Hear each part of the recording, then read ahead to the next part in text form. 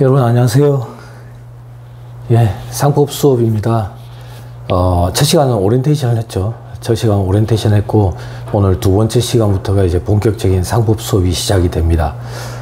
본격적인 상법 수업을 앞두고 잠깐만 말씀을 드리면, 처음에 30명이 그 인원이었는데 50명으로 늘렸고, 근데 지금 보니까 또 60명이 넘어버렸어요. 60명이 넘어버렸는데, 아무튼 지금 이 기간이 수강정정 기간이잖아요.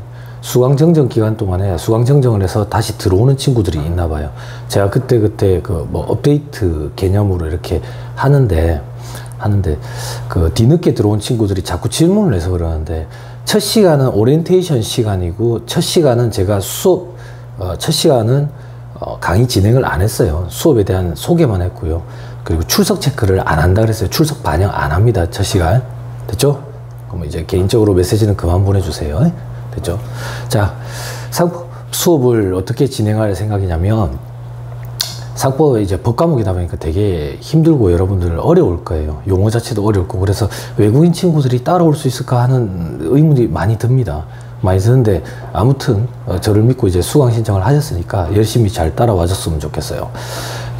상법이 여러분들 지금 인제대 경영학부에서 처음 개설된 과목으로 알고 있어요. 처음 개설된 과목으로 알고 있는데, 제가 고민을 좀 많이 했어요. 어떤 고민을 했냐면, 이 상법을 여러분들에게 전달을 해줘봐야 시간 자체가 한정이 있기 때문에 아주 많은 부분을 다룰 수는 없어요. 그리고 깊이 있는 부분까지도 다룰 수는 없고, 그리고 여러분들이 사회생활을 해서 현업에서 정말 상법적인 지식이 필요하게 됐을 때, 그때 이미 또 개정된 부분이 또 있을 거예요. 그 기간 동안에. 그러면 여러분들에게 어떤 도움을 좀 드리면 좋겠냐라고 고민한 끝에, 상법전을 보고 찾아서 읽고 해석할 수 있는 능력을 좀 배양을 해주자라는 결론을 내렸어요. 그래서 제가 조금 있다가 이 화면을 어떻게 찾아 들어가는지를 얘기해 줄 거예요. 이게 상법이거든. 상법전이거든. 상법전을 우리 기본서를 보면서 상법전을 하나씩 찾아보면서 상법전에 이게 몇 조에 몇 항에 속해 있고 이게 어떻게 해석이 되는지 그런 걸 좀 배양할까라는 생각을 해서 상법전을 같이 열어두고 할 겁니다. 인터넷에 찾으면 나오거든요. 조금 이따 어떻게 찾는지는 한번 얘기를 할게요. 자, 여러분들 기본서에 목차를 한번 봐보세요. 목차를 한번 봐보면, 1편에 총칙 이래가지고, 상법 소론부터 이렇게 쭉 이래 있죠. 이런 것들 있죠. 상행과 설비 이래가지고. 2편에 보면 이제 상행이 이래 돼 있고, 2편에 보면 상행이. 그리고 3편에 보면 회사 이래 돼 있죠. 회사. 그죠? 여기까지가 상법 총칙, 상행이, 그리고 회사법에 관련된 것들인데, 여기까지만 상법 조문이 거의 약 800개 조문이 존재해요. 800개 조문이. 엄청나죠? 그리고 이게 넘어가면 책에는 아마 없을 거예요. 책에는 아마 없을 텐데, 보험업법, 그리고 해상법, 항공운송법, 이런 것들도 있거든. 이런 것들도 있는데, 이런 거는 아예 논외할 거예요. 너무 특수법이기 때문에. 그리고 상법점 외에도 유가증권법이라 해가지고 어음법, 수표법 이런 게 있어요. 그건 이 책에 아마 실려 있거든. 저 뒤쪽에 실려 있는데 이 부분은 아예 언급을 안 할 거예요. 그럼 저는 뭘 주로 강의를 할 거냐면, 목차에 보면 3편에 회사라고 돼 있는 거 있죠. 139페이지부터라고 돼 있는 거. 여기서부터 강의를 할 거예요. 여기가 회사법입니다. 여러분들에게 가장 필요한 회사법. 그런데 상법, 총칙과 상행위에 관련된 지식이 전무한 상황에서 회사법부터 들어가려면 굉장히 힘이 들어요. 그럼 앞에 기본적인 지식인 상행과 상행위, 상법 총칙과 상행위에 관련된 조문을 소개해 드리려면 조문 개수가 너무 많기 때문에 그것만 해도 여러분 한 학기 이상을 제가 강의를 해야 돼요. 그래서 강의를 어떻게 진행할 거냐면, 회사법을 주로 볼 거예요. 그러면 즉 139페이지 회사편부터 시작을 할 거예요. 시작을 하면서 앞에 상법 총칙이나 상행위에 관련된 기초적인 지식이 필요한 부분은 앞에 가서 같이 찾아서 보고 다시 돌아와서 진행을 하고, 이런 식으로 강의를 진행을 할 겁니다. 됐죠? 됐습니다. 자, 그러면 여러분들은 139페이지 펴보시면 돼요. 화면을 여러분들에게 좀 많이 보여주기 위해서 굉장히 그 카메라를 앞으로 잡았어요. 당겨서 잡았어요. 그래서 제가 화면에서 제가 벗어나 있을 거예요. 벗어나 있을 거고, 요것도 글자가 잘 안 보이는 친구들이 있을 거거든. 여러분들이 인터넷으로 찾아가지고 봤으면 좋겠어. 근데 강의 진행할 때 잘 안 보이는 부분은 이렇게 확대를 해서 좀 보여줄게. 확대를 해서. 자, 139페이지. 139페이지 회사편으로 돼 있죠. 그래, 1장부터 7장까지 회사법 통칙, 주식회사 설립, 주식가 주주, 주식회사의 기관, 주식회사의 기관, 주식회사 그 밖의 제도, 그 밖의 회사 이런 거 있죠. 그죠? 상법이 과거에는 회사를 4가지 케이스의 회사로 구분을 해가지고 서술을 하고 있었어요. 근데 2011년에 상법이 전면 개정이 이루어집니다. 어느 정도로 전면 개정이 이루어지냐면 거의 800개 조문 중에 한 200에서 250개 조문이 수정이 될 만큼 전면 개정이 이루어져요. 그때 새로운 유형의 회사가 하나 더 등장을 했어요. 그래서 이제는 회사는 5가지 종류가 되는 거예요. 5가지 종류. 그 회사를 살펴볼 건데 주가 되는 건 주식회사예요. 나머지 한명합자, 유한회사, 유한책임회사는 이런 형태가 있다라는 것만 보여주고 주식회사를 주가 되도록 강의를 합니다. 됐죠? 시작이 되겠죠? 자, 141페이지 한번 보세요. 141페이지. 자, 141페이지에 회사의 개념이라 되어 있습니다. 회사의 개념. 자, 1관에 회사의 의. 상법상 회사라 함은 상행이나 그 밖의 영리를 목적으로 하여 설립한 법인을 회사란다. 회사란다. 즉, 회사의 개념 요소로 영리성과 법인성을 들 수 있다고 되어 있죠. 근데 첫 번째 줄에 상행이나 그 밖의 영리를 목적으로 하여 설립한 법인을 말한다 해가지고 괄호 안에 제169조라고 되어 있죠. 이게 상법 조문인 거예요. 이걸 어떻게 찾는지를 한 번만 보여줘 볼게. 끄고 처음부터 보여줄게. 네이버를 띄워. 네이버를 띄워가지고 네이버 검색창에 국가법령정보시스템이라고 써. 그러면 국가법령정보센터라고 이래 뜨거든. 여기 들어가는 거라. 여기 들어가면 이제 법제청 국가법령정보센터 이래가 뜬다고. 됐어요? 그때 이제 법령을 봐. 법령. 이렇게 하지 말자. 주제에 바로 치자. 상법이라고 치는 거라. 상법. 전자칠판 있으니까 좋죠? 여러분들 코로나로 비대면으로 돌아가는 바람에 하나 장만했어요. 벌써 장만한 지 한 2년이 좀 넘었네요. 네. 자, 그러면 이제 상법 조문들이 이렇게 쭉 뜨는 거라. 아까 우리 169조라 했지? 169조 한번 찾아볼게. 지워놓고 하자.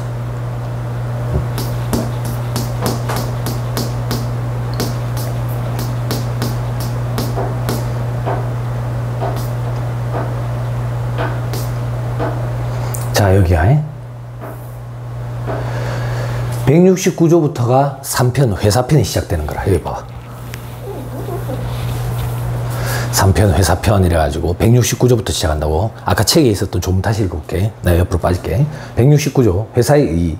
이 법에서 회사란 상행이나 그 밖의 영리를 목적으로 하여 설립한 법인을 회사라고 한다. 다시 책으로 돌아와. 책으로 돌아와서.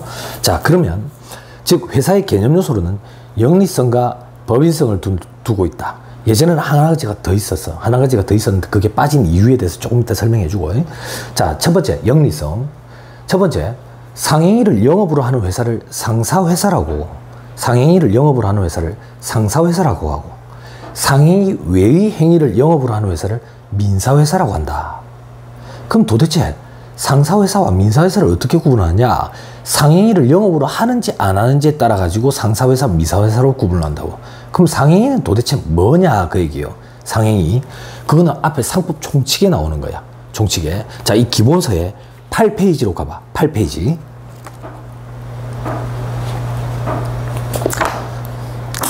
8페이지. 상행위를 영업으로 하는 회사를 상사회사라는 데 있다. 자, 8페이지에 가보면 8페이지 제2관이라는 데에 상인의 종류라고 있어요. 그때 상인의 종류에는 1번에 당연 상인이라는 게 있고 오른쪽에 2번에 의제 상인이라 있다. 자, 상인이 도대체 뭐냐? 장사하는 사람 상인이죠. 그죠? 상법은 상인을 대상으로 하는 법이에요. 일반적인 국민을 대상으로 하는 법은 민법이라고 얘기해요. 그 일반 국민 중에 상인들에게만 적용되는 법이 이 상법이라고. 상법. 됐죠? 다시 당연상인이라는 게 있고 의제상인이라는 게 있다. 그때 1번에 당연상인은 자기 명의로 상행위를 하는 자를 당연상인이란다. 그럼 자기 명의는 도대체 무슨 말이냐? 자기 명의는 자기가 상행위에서 생기는 권리 의무의 귀속 주체가 자기면 그걸 자기 명의라고 표현하는 거다. 권리 의무의 귀속 주체가 나다 그 얘기예요. 나다. 자, 그 밑에 괄호 2번에 상행위를 한번 살펴보자. 우리 지금 상행위 보려고 했으니까. 상행위란 법률상 상행위라고 규정되어 있는 것을 말한다고 되어 있다. 그럼 법률에 상행위가 뭔지 규정되어 있다 그 얘기예요. 여기에는 상법 제46조에 열거되어 있는 기본적 상행위와 신탁법 또는 담보부 사채 신탁법에 규정되어 있는 특별법상의 상행위가 있다. 아무튼 상관없다. 상관없고 상행위라는 것은 상법에 열거가 되어 있다더라. 46조에 46조 한번 가보자.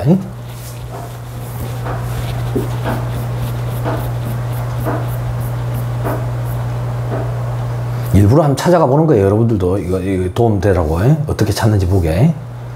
자, 봐봐. 2편 상행위 통칙에 제 46조라고 있죠. 46조. 같이 한번 볼게. 영업으로 하는 다음의 행위를 상행위란다. 이 상행위를 하는 회사를, 영업으로 하는 회사를 상사회사라고 얘기한다 그 얘기예요. 자, 그러나 오로지 임금을 받을 목적으로 물건을 제조하거나 노무에 종사하던 자의 행위는 그러하지 아니하다. 이런 사람들이 하는 거는 상행위라고 보지 않겠다 그 얘기예요. 그러면 상행위는 상법에서 규정하고 있는 상행위는 어떤 것들이 있느냐? 자, 1번부터 저기 22번까지 이렇게 열거되어 있다 그 얘기예요. 뭐 간단한 거 한번 볼까? 뭐 재산매매, 임대차 하는 거, 그리고 중개하는 거, 운송하는 거, 신탁하는 거, 뭐 이런 것들이 상행위로 규정되어 있는 행위다 그 얘기예요. 됐습니까? 됐나요? 그럼 다시 돌아와서 왔다 갔다 하는 거야. 다시 돌아와서 141페이지에 상행위를 영업으로 하는 회사를 상사회사라 그래. 상행위 외의 행위를 영업으로 하는 회사를 민사회사라고 한다. 그럼 도대체 상행위 외의 행위를 영업으로 한다는 얘기는 뭐냐? 앞에 8페이지로 다시 돌아와야 돼. 다시 외워야 돼. 자, 9페이지에 보면 2번에 의제상인이라는 게 있어. 법에서 의제란 말은 간주란 말이랑 같아요. 뭐로 본다. 뭐로 보면 반증을 갖다 대도 뒤집어 엎을 수 없다. 그럼 의제상인이라는 얘기는 우리가 상식적으로 생각할 때 상인에 해당되지는 않지만 법에 의해서 상인으로 보겠다는 얘기예요. 그래서 상법을 적용하겠다는 얘기라고. 그 의제상인에 어떤 사람들이 있느냐? 밑에서 세 번째 줄. 우리 상법상의 의제상인으로는 설비상인과 민사회사가 있다. 민사회사. 유의할 것은 의제상인이 되기 위해서는 법률상 상행위로 열거되지 않은 행위를 하되 반드시 영업으로 해야 한다는 점이다. 이 얘기예요. 상법에서 상인을 당연상인과 의제상인으로 구분을 했는데 당연상인이라는 얘기는 상법상 열거되어 있는 상행위를 하면 무조건 당연상인인 거야. 그걸 영업 목적으로 하면. 근데 상법에서 열거되어 있진 않은 행위 중에도 최근에 장사하는 행위들이 있잖아. 뭐 예를 들어가지고 뭘 얘기할까? 넷플릭스 뭐 이런 거 있잖아. 넷플릭스. 과거에는 그런 게 장사라고 얘기할 수 있을 정도의 규모였냐고. 아니었지. 왜? 그럼 과거에는 그런 거 상상도 못할 일이었지. 새로운 개념이 등장한 거잖아. 그럼 새로운 개념이 등장하면 어떻게 할 거냐고. 여기에 상행위에다가 자꾸 더 집어넣을 거냐고. 한도 끝도 없어지는 거지. 그래서 의제상인이라는 규정이 있는 거예요.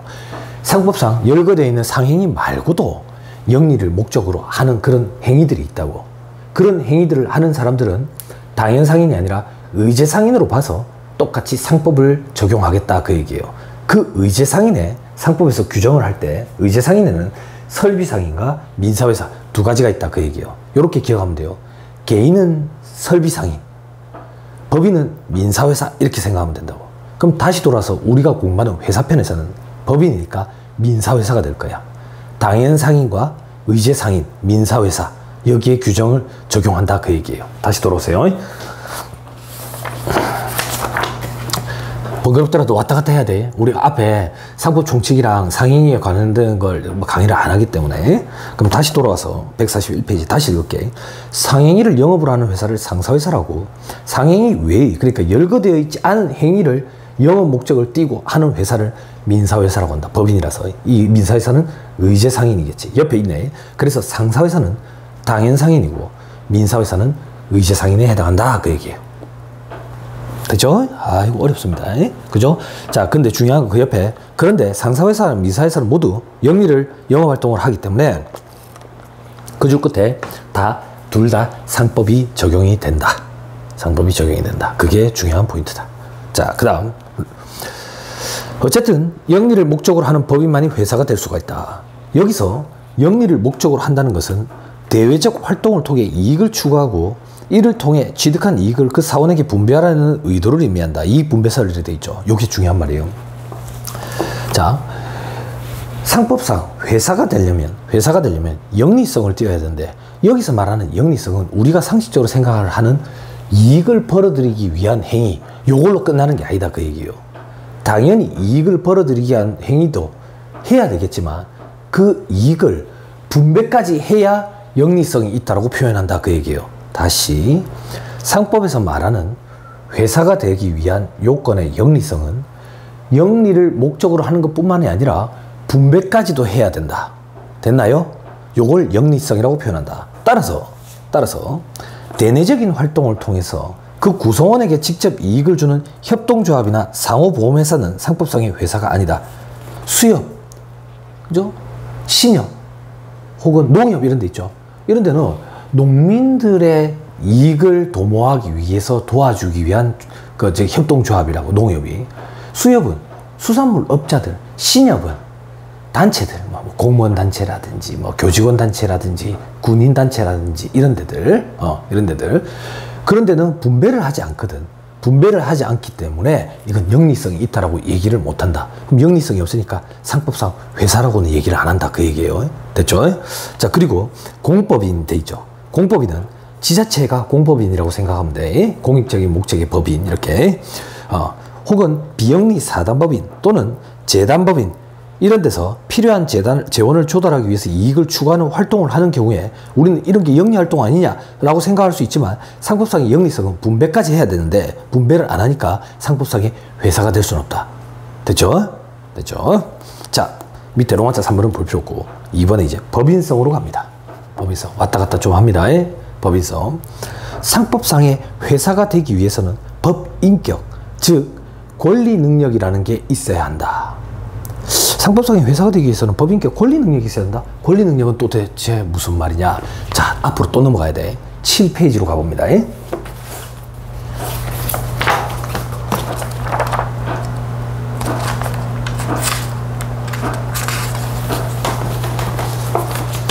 자, 7페이지 가면 상인이 되어 있죠. 온 김에 한번 읽어봅시다. 상인은 도대체 뭔지. 자, 상인의 의. 상인이란 형식적으로는 기업의 법률 관계에서 발생하는 권리 의무의 귀속 주체를 상인이란다. 실질적으로는 기업 활동을 영위하는 주체를 상인이란다더라. 이런 사람들의 관계에 있어가지고 적용하는 법이 상법이다. 상법이다. 자, 밑에 2번에 보론이라고 되어 있죠. 이거는 민법에 있는 규정들이에요.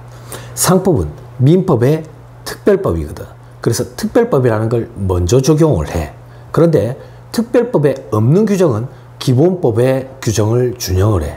따라서 상법을 우선 적용을 하되 상법에 없는 규정은 민법을 준용을 해요. 그래서 민법이 어느 정도 가미가 돼야 된다고. 그 지식이 있는 거예요. 자, 보세요. 자, 민법에서 말하는 능력은 도대체 뭐냐? 어떠한 행위자가 권리 의무의 주체로서 법률 행위를 유효하게 해내기 위한 자격을 민법에서는 능력이라고 표현한다. 이 자격을, 어떤 행위를 하기 위한 자격, 그 자격, 능력에는 세 가지가 있다. 권리 능력이라는 게 있고, 의사 능력이라는 게 있고, 그리고 행위 능력이라는 게 있다. 행위 능력. 그때 뭐 불법 행위 능력이 있는데 이런 것까지는 보지 말자. 나중에 참고 삼아 얘기해 줄게. 자, 로마자 1번에 그럼 권리 능력은 도대체 뭐냐? 권리 능력은 옆에 읽어보면 이해 안 돼. 너무 어렵거든. 살아 숨쉬고 있다, 이래 생각하면 돼. 권리 능력은 살아 숨쉬고 있는 게 권리 능력이다. 따라서 행위자가 권리 의무의 귀속 주체가 될 수 있는 자격을 말하는데, 자연인은 출생할 때부터 사망할 때까지 권리 능력이라는 걸 가지고, 법인은 설립 등기를 한 때부터 살아 숨쉬는 거야. 그래가지고 언제 없어지는 거냐? 청산 사무를 사실상 종결한 때 이를 상실하게 되는 거야. 권리 능력은 살아 숨쉬고 있다. 손가락 잠깐만 7페이지 껴놔놓고 다시 돌아와봐. 자, 141페이지. 상법상의 회사가 되기 위해서는 권리 능력이 있어야 된다. 그 법인격이라는 권리 능력은 다음 페이지. 설립 등기를 함으로써 발생하게 된다. 발생하게 된다. 언제까지? 청산 사무가 사실상 종료되는 시점까지. 됐죠? 됐죠? 자, 그럼 앞으로 다시 돌아가가지고 본 김에 7페이지에 로마자 2번에 그럼 이제 의사능력은 도대체 무슨 말이냐? 의사능력은 옆에 읽어보면 이해 안 되거든. 의사능력은 이렇게 기억하면 돼. 재정시이다. 의사능력이란 행위자가 자신이 행하는 법률 행위의 의미와 그 효과를 이해하는 능력을 말한다더라. 예컨대 출생한 직후에 유아나 조금도 움직일 수 없을 정도로 만취한 자에게는 의사능력이 없다 그 얘기예요. 그럼 이런 걸 우리가 왜 공부해야 되냐? 의사능력이 이렇게 없는 자가, 즉 의사능력이 없는 자가 어떠한 의사표시를 하면 이거는 상법상, 민법상 무효에 해당한다 그 얘기예요. 무효에 해당한다. 됐나요? 그래서 상법에서는 의사능력을 갖추지 못한 자를 의사무능력자라 그래요. 가출산한 신생아 혹은 꽐라됐다 그러지. 술 먹어서 음주명정자 이래 얘기하거든. 음주명정자. 이런 사람들은 의사능력이 없다. 살아 숨쉬고 있다. 권리능력이 있다. 재정시이다. 그게 의사능력이 있다. 그럼 한 가지 능력이 더 있다고. 마지막으로 로마차 3번에 마지막 줄 중간에 행위능력이라는 게 있다. 행위능력. 행위능력은 뭐냐? 바로 앞에 일정 범위의 법률 행위에 관한 능력을 행위능력이란다. 그럼 도대체 교수님 행위능력은 무슨 말입니까? 방금 의사능력은 제정신이다라고 했지. 제정신이다. 그게 무슨 말인데? 제정신이 아닌 의사무능력자 중에는 음주명정자라고 있었다고. 술 먹고 꽐라된 사람. 그런데 이렇게 한번 생각해봐. 사람마다 주량이 다 다르다고. 어떤 사람은 한 병 먹으면 꽐라가 돼. 어떤 사람은 두 병 먹으면 꽐라가 되고. 그러면 이 기준을 어떻게 맞출 수 있느냐? 요거에 대해서 규정하고 있는 게 이 행위능력이라고. 술을 어느 정도 먹었을 때 이 사람은 행위능력을 발휘할 수 없느냐? 행위능력이 없느냐? 술을 5병 먹어야 꽐라되는 사람은 한 병 정도 먹었을 때는 행위능력이 있는 거 알겠나? 근데 한 병 먹으면 꽐라되는 사람이 한 병 먹었으면 행위능력이 없는 거 알겠나? 이런 기준을 정해야 되는 거라. 다음 페이지 한번 볼게. 만약 행위능력을 제한받는 자가 그 제한받는 범위의 법률 행위를 독자적으로 한 경우에는 그 행위를 취소할 수 있게 된다고. 행위능력이 지금 없는 상태야. 근데 그 사람이 어떤 의사결정을 했대. 그거는 법적으로 취소 사유에 해당한다 그 얘기예요. 무효와 취소는 달라. 나중에 한다고. 자, 2013년부터 시행되고 있는 개정민법은 미성년자, 피성년 후견인, 피한정 후견인을 제한 능력자라고 얘기한다. 그러니까 행위능력이 없거나 어느 정도만 있는 사람들을 제한 능력자라 해가지고 미성년자 그리고 피한정 후견인, 피성년 후견인 세 가지로 구분한다고. 근데 이게 2013년 기준으로 용어가 바뀌었는데 과거에는 이게 미성년자는 뭔지 알죠? 법적으로 뭐 19세 미성년자 그리고 그 피성년 후견인을 과거에는 한정치산자라고 불렀거든. 근데 용어에 위화감이 있다 해가지고 피성년 후견인이라고 바꾼 거야. 그리고 이제 피한정 후견인, 피성년 후견인은 과거에는 금치산자라고 불렀어. 금치산자라고. 그러면 피한정 후견인과 피성년 후견인을 여러분들이 어느 정도 어떻게 구분하면 좋냐면 제가 이거 강의할 때 쓰는 용어인데 혹시나 여러분들이 듣고 기분 나빠하지 않았으면 좋겠어요. 기분 나빠하지 않아. 그 느낌이 바로 와야 되니까.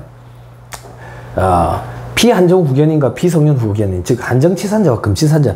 금치산자는 완전 그냥 맛이 간 사람이야. 맛이 간 사람. 한정치산자는 어느 정도 맛이 간 사람. 그렇게 기억하는 게 편해.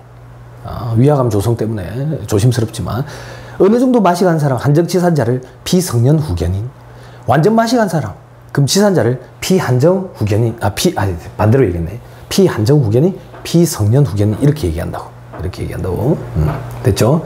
이걸 왜 구분하냐면 뭐 이런 게 있어요. 미성년자라든지 어느 정도만 맛이 간 한정치산자 피한정 후견인은 보호자가 대리를 해야 돼. 이 사람이 어떤 행위능력을 했을 때 그게 그 행위능력을 한 행위가 의사결정이 유효하려면, 법적으로 유효하려면 보호자가 대리를 해야 된다고. 혹은 이 피한정 후견인과 미성년자의 동의를 얻어서 하는 경우에도 법적으로 유효해. 그런데 이걸 만약에 위반을 했잖아요. 위반하면 취소 사유가 되는 거라. 취소사유. 듣고 흘려. 이런 거 시험에 안 낼게. 민법에 있는 제도니까. 근데 완전 맛이 간 사람 금치산자 있지. 피성년 후견인, 비성년 후견인은 무조건 보호자가 대리만 할 수 있어. 대리만. 법적 보호인이 대리만 할 수 있어. 이 사람에게 동의를 얻어가지고 어떤 행위, 동의를 구하는 행위도 안 돼. 안 돼. 완전 맛이 같은 거니까. 맛이 같은 거니까. 아무튼 민법에서는 자격이라는 말을 쓰면서 능력을 갖춰야 된다. 어떤 행위를 할 때는 그 행위에 권리 능력과 그리고 의사 능력과 행위 능력이라는 게 있는데, 권리 능력은 살아 숨쉬고 있어야 된다. 그리고 의사 능력은 제정신이어야 된다. 그리고 행위 능력은 의사 능력과 관련된 이렇던 일률적 기준이었다. 어느 정도까지가 행위 능력이 가능한지를 판단을 하더라. 그래서 미성년자, 비성년 후견인, 비한정 후견인, 과거에는 미성년자, 한정치산자, 금치산자 이렇게 구분했던 용어들이 있었다. 우리는 권리 능력을 보기 위해서 여기를 잠깐 살펴봤다. 권리 능력이 있다는 얘기는 살아 숨쉬고 있다는 얘기다. 자연인은 출생하는 시점부터 사망 시점까지 살아 숨쉬고 있으니까 권리 능력이 있는 거다. 법인, 회사라는 거는 설립 등기 시점부터 살아 숨쉬어서 생산 사무가 사실상 종결된 시점에 끝이 나는 거다. 그때 동안만 권리 능력이 있는 거다. 살아 숨쉬고 있는 거다. 됐죠? 요걸 하기 위해서 한 거예요. 다시 돌아오세요.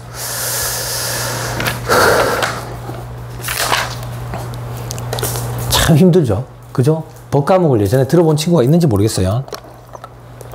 들어본 친구가 있는지 모르겠는데, 법은 이렇게 하나씩 조문을 뜯어서 보면서 연구하는 거예요. 그래서 여러분들이 나중에 이 책이 개정이 되거나 시간이 많이 흘러서 기억이 안 나면 어떻게 하는데, 그때 이 상법 조문을 한번 찾아볼 수 있으면 좋겠나. 그래서 중간중간에 중요한 조문은 여기를 찾아보면서 같이 살펴볼 거다. 자, 됐습니다. 그러면 무슨 얘기를 하려고 그랬지? 한 가지 빠뜨렸다. 우리 지금 회사가 되려면 영리성이라는 게 있어야 되고 법인성이라는 게 있어야 된다. 그런데 제가 아까 그 얘기했죠. 과거에는 한 가지 특징을 더 갖고 있어야 된다고. 과거에는 어떤 특징도 갖고 있었어야 되냐면 사단성이라는 것도 갖고 있었어야 됐어. 사단성. 그러면 사단은 뭔데? 사람들의 모임을 사단이라고 생각하면 돼. 여러분들 사단, 재단 이런 얘기 들어봤죠? 그죠? 사단은 사람들의 모임이 사단이야. 재단은 재산들의 모임이 재단이고, 그래서 사단은 인적 성향이 강해. 재단은 물적 성향이 강하고. 아무튼 사단성이라는 요건이 있었다고. 과거에는 사람들의 모임이어야 돼. 근데 이 사단성이라는 요건이 이제 회사의 정의에서 제외돼 버렸어. 왜 제외돼 버렸냐? 한 명만 가지고도 회사를 구성할 수 있거든. 1인 회사가 가능하다고. 그래서 사단성이라는 규정이 제외돼 버렸어요. 그럼 우리는 여기서 1인 회사에 대해서 적용되는 규정들에 대해 조금 살펴볼 필요가 있어요. 자, 1인 회사에 대해서 살펴보는 거예요. 자, 142페이지 제2관 1인 회사 사례 볼 필요 없어요. 사례 볼 필요 없고, 밑에 종설. 고유한 의미에서 1인 회사라는 거는 사원이 한 명만 있고, 자, 사원은 거기서 일하는 직원들을 얘기하는 게 아니야. 이걸 설립한 사람들, 이렇게 생각하면 돼. 주식회사는 주주에 대응되는 개념이 사원이야. 사원. 됐죠? 삼성으로 따지면 등기사들 이런 사람들 있지. 그런 사람들이 사원이라고 생각하면 돼. 밑에서 일할 월급쟁이 직원들 얘기하는 거 아니야. 됐죠? 자, 다시. 고유한 의미에서 1인 회사란 사원이 1인만 있고 지분 전부가 그 1인에게 귀속되어 있는 회사를 1인 회사라고 얘기를 한다. 1인 회사라고. 자, 우리에게 중요한 거 2번에 그러면 1인 회사를 인정을 해줄 거냐 여부를 판단해보자. 왜? 상법에는 5가지 형태의 회사가 있다 했지. 이 5가지 형태의 회사가 모두 다 1인 회사를 인정해 주느냐, 그걸 한번 살펴보자, 그 얘기예요. 그 5가지 회사에 괄호 1번에 한명회사, 두 번째 합자회사, 괄호 2번에 주식회사, 괄호 3번에 유한회사, 괄호 4번에 유한책임회사, 총 5가지가 있는 거야. 5가지. 우리는 주식회사를 주로 보면서 나머지 회사에 대해서도 소개를 나중에 해준다. 자, 괄호 1번에 한명회사, 합자회사의 경우에는 상법상 그 설립 시에 2인 이상의 사원이 공동으로 정관이라는 걸 작성해야 된대. 정관이 뭔지 나중에 설명을 해줄 거야. 정관이라는 걸 작성할 뿐만 아니라 사원이 한 명만 남게 되면 회사의 해산 사유로 규정되어 있기 때문에 애당초 1인 회사는 인정이 안 된다. 됐죠? 한명과 합자회사는 1인 회사 안 된다. 자, 다음 괄호 2번에 주식회사. 마지막 줄만 있자. 현행법상으로는 주식회사의 경우 1인 회사의 설립과 존속이 모두 가능하다. 주식회사 1인 회사 된다. 가로 3번. 유한회사 마지막 줄만. 유한회사도 1인 회사의 설립과 존속이 모두 가능하다. 자, 가로 4번. 유한책임회사. 유한책임회사라는 게 새로운 개념이 2011년에 등장을 했다. 아무튼 결론만 기억하자. 마지막 줄. 즉 1인 회사가 인정이 된다. 한 명 합자회사를 제외하고는 다 1인 회사가 가능하네. 됐죠? 됐습니다. 자, 밑에 제2의 주총 운영상의 하자가 있는데 첫 시간이 너무 길면 좀 따분하니까 잠깐 끊었다가 요거 할 얘기가 길어지거든. 잠깐 끊었다가 하죠.